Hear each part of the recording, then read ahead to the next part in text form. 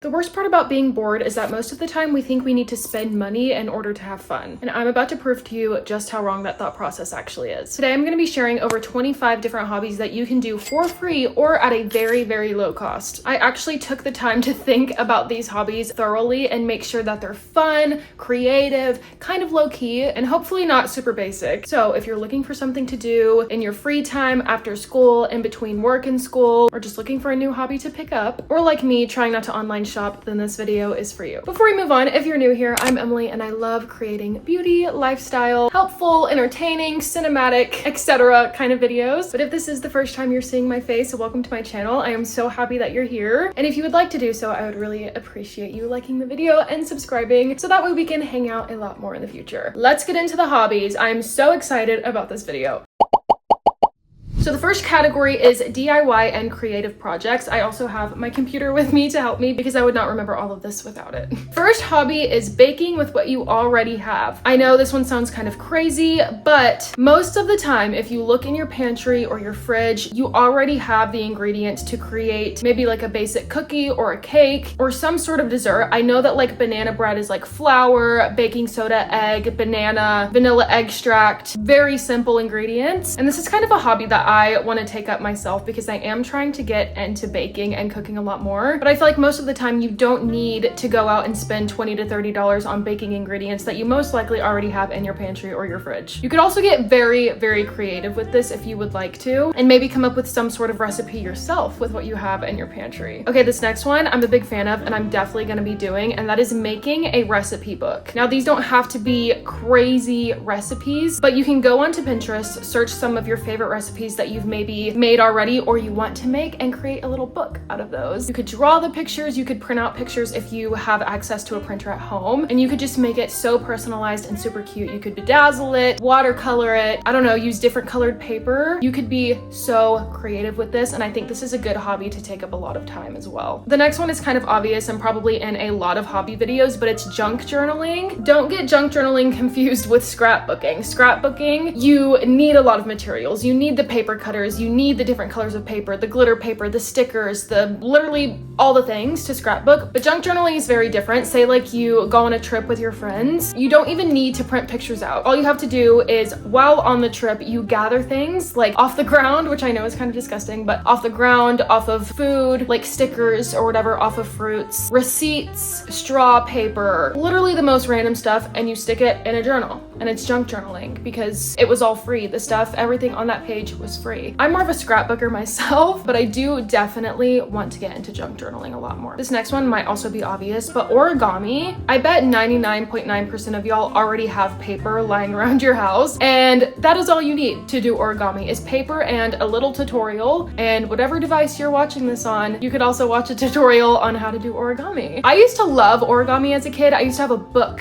of like different origami things, and I definitely want to start doing it again because it's a good way to pass time, and I could make little things for my boyfriend, and I think that would be so cute. Okay, this one's a little niche and I know won't be accessible to everybody, but that is building houses in The Sims. I might just love this because I am going to school to be an architect. I love building houses in The Sims. You can get so creative, and honestly, you don't even need the packs and stuff in order to do this. Like, you can build a great house without any of the packs in The Sims. This is also, I promise you, going to take up so much time out of your day. So if you are looking for a hobby that's going to take up a lot of time, this is a great one for you. I just love the endless possibility of how creative you can be in The Sims with building a house. You can build it as small as you want, as big as you want. You can decorate the inside. One of my favorite hobbies ever, honestly. Okay, next category is nature and outdoors. I think it's very important to have a hobby that is outside in nature, not cooped up in your room or in your house or your apartment. So I wanted to come up with some that would be really great to just get outside for a little bit. The first one is themed nature walks. This is not the same as just going on a walk, okay? So what this is before you go on a walk, you're gonna give yourself a theme. Like, for example, I'm gonna look for things that are yellow. So while you are on your walk, you're gonna be on the lookout for yellow things, like maybe a flower or a flag or a car, a sign, literally anything that's yellow, and you can take pictures of it or just keep track of them in your notes. I think taking pictures of them would be such a cute idea, and put a little collage together at the end. But I love the idea of a themed nature nature walk. I actually haven't done these very often, but I need to do them a lot more because it gets you more into looking into nature and finding the small things and not being so focused on maybe the music that you're listening to or the podcast that you're listening to or the thoughts that you're having while on this walk. Your brain is more focused on the color that you're looking for or the sound that you're listening for. So that way you're more into nature and less in your head. This next one I love and I am going to do a lot more often, and that is stargazing. Why don't people do this more often? I feel like this is something that we always loved doing as kids. At least I did. I loved just going outside, laying down, putting a blanket down in the lawn and just looking at the stars. I still kind of do this, but I don't like lay down. I'll just go outside, look at the sky and say, oh, those stars are pretty tonight. You know, like the simple things that probably everybody does. But I mean like stargazing, like set out a blanket in your front yard or your backyard or whatever is accessible to you and look at the stars. Maybe see if you can find the Big Dipper or the Little Dipper, or I don't know. I'm not super into like constellations or astrology, so I don't know what to look for, but I feel like just looking up at the sky and looking at all of the stars is so beautiful and probably a little cliche and kind of nerdy and dumb. I don't know, but I personally love it. The next one is leaf pressing. So I have personally pressed flowers before that my boyfriend got me for our first date. And while I loved that so much, going out into nature yourself and finding these flowers or these leaves to press just adds a whole other meaning to it because you picked these yourself. You went out and you found this pretty flower that you picked and you put it in this book to press it, and you can use it in your scrapbook or your journal or in a picture frame later on. Or I've even seen people put them in resin, which is just like a whole other hobby, creating maybe like coasters or picture frames or letters with resin with the leaves or the flowers that you pressed. I think that would be so pretty. This next one is something that I personally just became a huge fan of, but that is propagating plants. I literally went around my house and cut off stems from my mom and my grandma's plants and propagated them. And this is like a great way to start learning about plants and maybe even learning about gardening a little bit. And it's honestly very fulfilling, like watching it grow roots and stay alive because you propagated it, and then later on you can move it to soil if you would like to, or you can just keep it in water. I love propagating plants so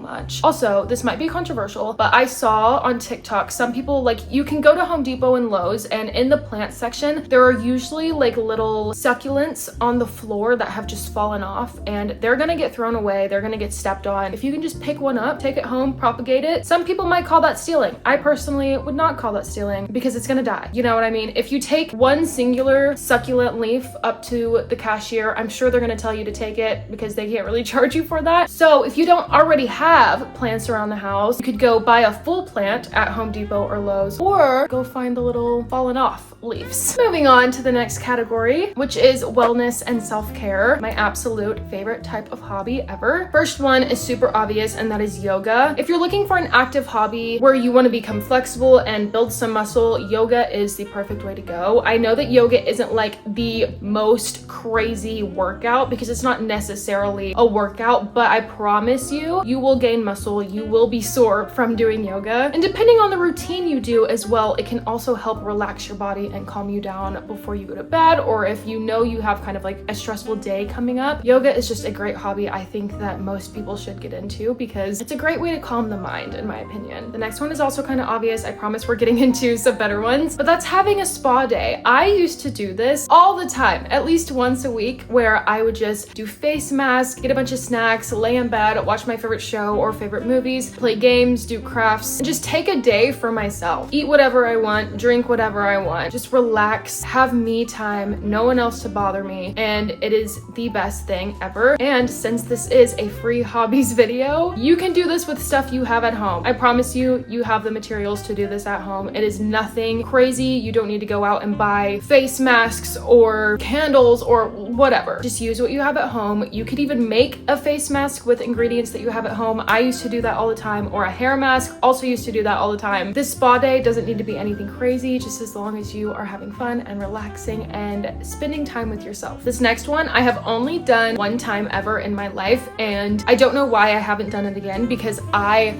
loved it so much and I really felt like I was romanticizing my life, but it's candlelight journaling. Not even kidding. I did this in my solo Valentine's video, and I just lit like 2 candles, put them on my vanity, and started journaling. It's honestly such an amazing feeling. Like, if I'm just being completely honest, it feels like you're in a movie and you are writing a love letter to somebody, but except you're just journaling about your day, or maybe you like journaling to prompts. It just really relaxes the mind and the body and makes you feel kind of safe, in my opinion. Honestly, it's just a surreal feeling. I know that sounds crazy, but it is. Okay, I'm gonna start doing this one because I've done it in the past. This next one is writing letters to your future self, future spouse, or your future kids. I personally love this idea because I've always wanted to write letters to my future spouse and give them to him on our wedding day. And you could even do this if you don't have a boyfriend. Like, I've seen people write letters to their future spouse just being like, here's where I am today, these are who my friends are, like blah blah blah. So then whenever you do get married to this person, with those letters they get to go back and see kind of what your life was like before them, and as you start dating them you keep writing letters, and it's just so cute, in my opinion. I'm gonna start doing this like today because I think my boyfriend would love that. Hopefully he doesn't watch this video. Also, writing letters to your future kids I think would be really cute. I personally have an album in my phone called For My Future Kids, and it's just videos of me and my boyfriend if we went out to do something fun, and I recorded it. I put it in that album to show our future kids one day kind of what our life was like before we had kids. So that's another thing you could do, is create video albums of yourself just talking or doing fun things for your future self. The next one is creating a cozy corner. I know this sounds kind of boring, but tonight I'm gonna create a cozy corner right here on my bed, and it's gonna be so much fun. You could get as creative as you possibly want with this. You could have like fairy lights, or even make a fort if you want to, like draping a blanket over the corner of your bed if your bed is in a corner. If not, just use an empty corner that you may have with as much pillows as possible. Get all your snacks and favorite drinks and chill in your cozy corner. Turn off the lights, have your fairy lights going, or if you have like an aura light. I'm excited about this one because I just love being cozy. I'm the type of person that loves feeling comfortable and safe and just cozy. The next category is creative arts and crafts, and all of these are more of the obvious ones, so just stick with me here. But coloring is a great hobby. You don't even need to buy a coloring book or markers or crayons. You can go onto your phone, iPad, whatever is accessible to you, and get a free coloring app. I used to love this. In school, I would color on my phone because it was one of my favorite hobbies to do. But if you already do have coloring books and crayons or markers accessible to you, that's a great free hobby. The next one is creating mood boards. You can go onto Pinterest, save those photos to your phone or your computer, go onto Canva or any other designing app that you like to use, and put all of those together and create a mood board, a digital mood board. You don't need to spend money in order to have a mood board, or like one of these. You could create this on your computer or your phone. Honestly, very, very fun. The next hobby is drawing. I used to love going onto YouTube and searching up tutorials on how to draw like certain things, or even I know Disney Plus, if you already have Disney Plus accessible to you, I'm pretty sure they have drawing tutorials of the Disney characters / Pixar characters that you could follow along. Or if you are super creative and just like drawing and you don't need a tutorial, it's obviously a great hobby. And the last creative arts hobby is makeup. Again, you don't need to go out and buy a bunch of makeup in order to do this. Obviously, this one is for if you already have makeup. I love going onto Pinterest and just finding makeup looks that I've never done before, or makeup looks that I just want to try in general. It's a great way to be creative and stretch that part of your brain that's used to doing things that you normally do, if that makes sense. I just personally love doing my makeup and trying new makeup looks and seeing what I can get out of them and seeing if they look good, because sometimes they don't. The next category is learning and mental stimulation. Again, some of these are a little bit more of the obvious ones, but again, stick with me. The first one is learning a language. There are so many apps on the App Store that you can use to learn a language. I was learning Korean. I've tried learning French. I need to get back into learning languages. But honestly, learning a new language is great if you just want to sit down for 30 minutes and take in some information and get educated, or if maybe you have a trip coming up to another country where you need to learn a new language. Great, free hobby. Let me learn this language so that way when I go to this country, I know what people are saying. But learning a new language is completely free, and I'm sure there's videos even on YouTube where you could learn a language. Moving on, reading. You may be thinking, Emily, that's not free. I have to buy books.